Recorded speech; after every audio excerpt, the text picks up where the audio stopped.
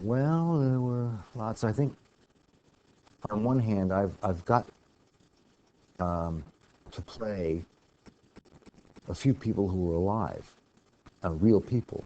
In the James Dean story, I played Bill Bast, who was his roommate in college, and was in love with him, and having Bill there as the writer to source was amazing. And I remember saying, well, it was Jimmy Dean who turned you on to your own sexuality. He said, Michael, it's 1976.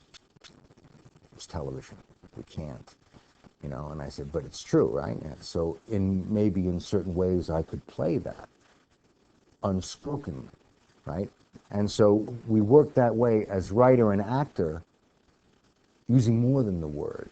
In a sense, like when we're sitting in the famous ice cream parlor, Jimmy Dean and Bill Bast, right? And, which is true, and they would, we were there in the place, and they put down these 2 sundaes, and, like that. I took one, and I put it underneath, and so I just took my spoon, and I ate out of Jimmy's. And the next day, the network executives were down and said, like, what's going on?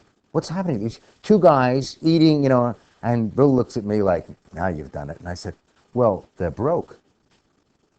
The college students, they don't, couldn't afford to. They're broke. They're broke. And off they go, and, but in little ways, we were making, said what was true. And so, another time, Jerry Springer, the opera, I had Jerry, to talk to and to get the truth. And Arno Penzias, who won the Nobel Prize for Hawking, and he discovered the 3 degrees of, and I spoke to him on the phone. He gave me his glasses to wear that, so those kind of things are wonderful to play because you have that source, the real source. When you don't have that, if you have the writer who created it, it's the next best thing. If you're given a good script, I think the more you have to find, to flush out, and to enjoy, and that becomes. And I think a writer's joy is when he sees what he's written come alive from the page.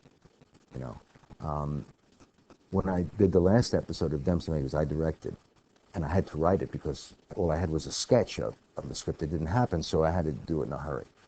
And I was very fortunate because the actors who I called up without script came to work.